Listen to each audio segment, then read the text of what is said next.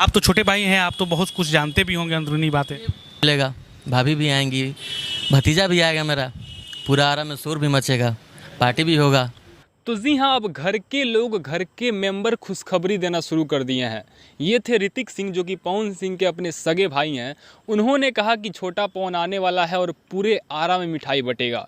और सच में पवन सिंह के फैंस के लिए, पवन सिंह के फैमिली के लिए ये पल किसी त्यौहार से कम नहीं होने वाला है। क्योंकि आप सबको पता है कि पवन सिंह को बच्चे के लिए कितना ज़्यादा ट्रोल किया गया था भोजपुरी इंडस्ट्री में। यहाँ तक उनके मर्दानगी के ऊपर भी सवाल उठाया गया था कुछ सुपरस्टारों के द्वारा। आप सबको तो भली भांति पता ही होगा।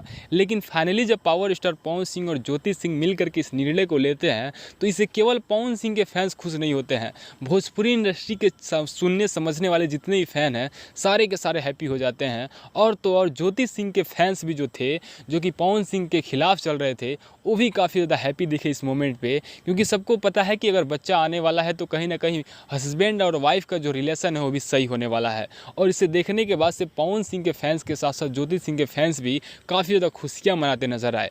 और अब देखना ये है कि बच्चा कब तक आता है, और बच्चे के आने का जो खुशी होगा वो सच में किसी त्यौहार से कम नहीं होगा भोजपुरी इंडस्ट्री में। मुझे लगता है कि इस पर बहुत सारे गाने बनेंगे, बहुत सारे एल्बम्स बनेंगे। वैसे आप कितना ज़्यादा एक्साइटेड हैं पवन सिंह के बच्चे को देखने के लिए? अब अपना राय कमेंट सेक्शन में बताइएगा। और पवन सिंह और ज्योति सिंह के मैटर में आप किसको सपोर्ट कर रहे थे, ये भी अपना राय कमेंट सेक्शन के माध्यम से जरूर बताइएगा। और ऐसी बेहतरीन इन्फॉर्मेशन को पाने के लिए इस चैनल को सब्सक्राइब जरूर कीजिएगा।